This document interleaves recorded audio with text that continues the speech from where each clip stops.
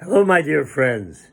This is Rabbi Aharon Dobinsky coming to you today from the holy city of Jerusalem in the beautiful state of Israel. I want to share something with you today that my grandfather, alav shalom, shared with me most of my life.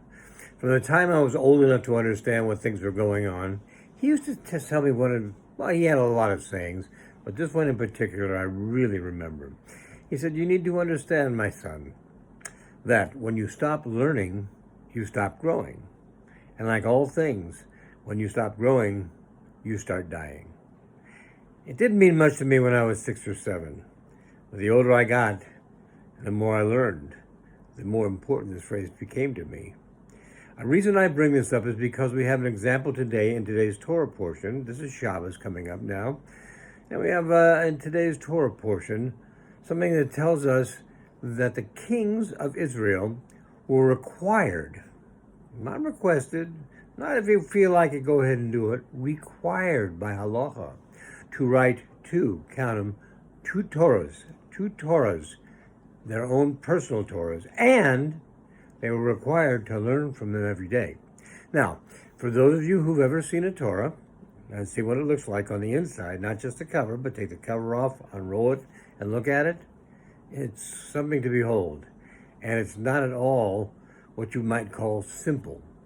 There are some places where the line seems to stop and then picks up on the next line. There are other places where there's little crowns above the letters for certain reasons. There are sometimes areas of white, just areas of white. And we're told by the sages that these areas of white are every bit as important to the Torah reading as all the letters we see.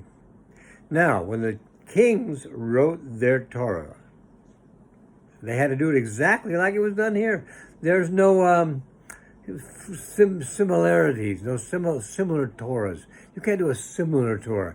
You have to do it exactly the way it is there. All the little crowns need to be where they're supposed to be. All the white spaces need to be where they're supposed to be. Any letter that is a long letter, like a final hey, for example, and that happens quite a bit in Torah, has to be exactly the way it is in the original.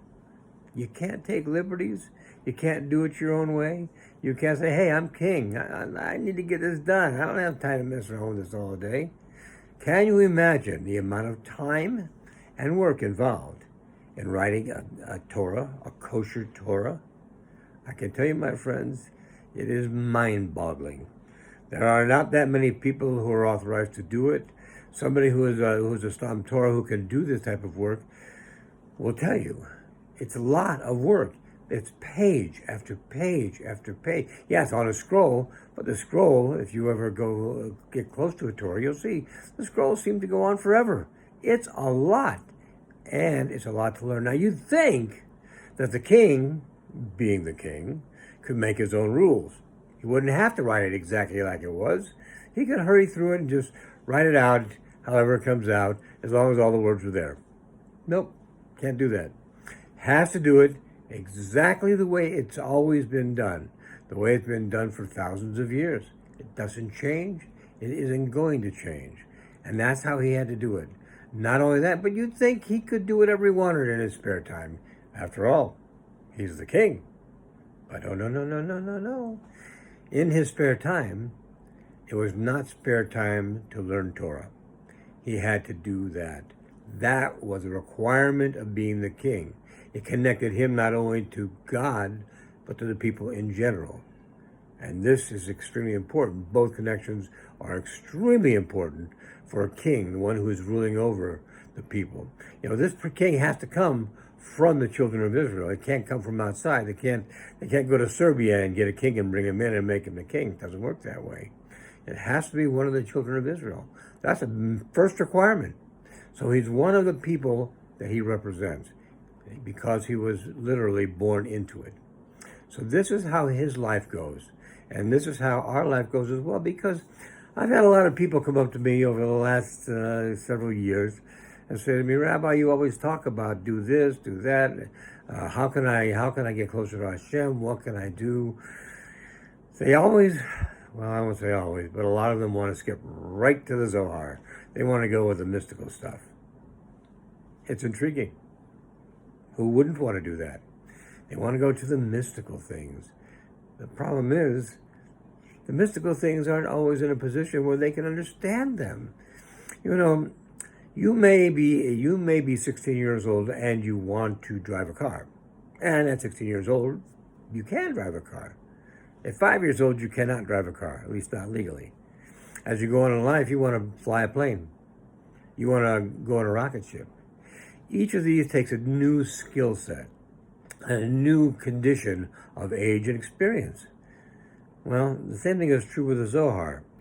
You can read it every day. That's a good thing to do because it's an extremely good piece of information to have. However, don't try to understand it. Don't try to study it. Don't try to learn it if you don't have a strong background in Torah, Gemara, and all the other things that lead up to being able to study the Zohar. Because you won't get it. I promise you that. If you don't believe me, go out and find, there are a couple people who publish English versions of the Zohar. Open it up and read a page. Let me tell you your first reaction normally, if you have no background in the things I've already asked you about. If you have no background in Torah and Gemara, you'll read a page and you'll go, what the heck did I just read? It is mind-boggling. It's so much. And a lot of times you just won't understand any of it. Sometimes you'll understand a word here and a word there. A lot of times you won't understand any of it. You want to get into Kabbalah? Here's a thought for you. Rabbi Nachman was very big in Kabbalah. He wrote his magnus opus, which was Likutei Moran and Likutei Halachot. And Likutei Tefillah was written by his prime student, Reb Nosson. These are things straight out of Kabbalah. But the difference is they come with the guidance of someone who knew Torah, who knew Gemara, who knew all the background things you need to know in order to be able to understand it, and therefore explain it to you. And I'm telling you, even if you do that, a lot of times you're going to go, what? Because it's difficult. It's not easy. And you should know this. Anything that is worth having is difficult. You know, if you were a sprinter, if you were a hurdler in competitive sports, you don't start with high hurdles usually. You start with the low hurdles. You might even start with practice hurdles, which are even less. Why? Because it gives you enough in the background so that you can start to move forward where you are to learn more. That's how it is in everything in life. You start with the basics, and you build, and you build, and you build. So you want to know how to understand Torah? You don't think you have enough knowledge of it? You don't think you have enough knowledge of Jewish studies in particular, and you want to learn more about them? Here's how you start. Go to Torah, just like the king of Israel had to do. You may not write your own Torah, but it certainly wouldn't hurt to study a little bit of Torah every day. The Torah, conveniently, is broken up into 7 different aliyot, 7 different divisions for each parsha of Torah. 7 divisions, 7 days. Works out really good. You could do actually 1 per day, every day of your life, until you get to the end. And when you get to the end, what do you think you do then? Well, we have Simchas Torah coming up in a couple of months, and I'll tell you, it'll show you what you do then. You finish what you did, and you immediately start all over again. Why would you do that? You know it already. Or do you? Well, you know what you remember, and you know what you remember, how you remember it. And the fact is, when you start to read it again, you're reading the Torah with different eyes. What do I mean different eyes? Because you're reading it with the eyes of somebody who now has the experience of having read it before. And things will pop out at you. Trust me on this one. They will pop out at you. I don't remember that from last time. And you'll find out more about it. If I may even suggest, for those of you who like to be a little bit more ambitious and your Hebrew is not so great, there's a Rashi Torah. It's Hebrew-English. It has a commentary by Rashi and elucidations, which kind of give you some more information to explain it. The first time, just read it. Go through and read it. It's enough. And then you do the others. It will raise your level of learning to unbelievable heights. And that's how you do all the things I talked about the last week. That's how you learn what the rules are. That's how you make the beginnings again. That's how you get ready to change your life to a life of love, joy, and fulfillment, which is in effect what we all want, my dear friends.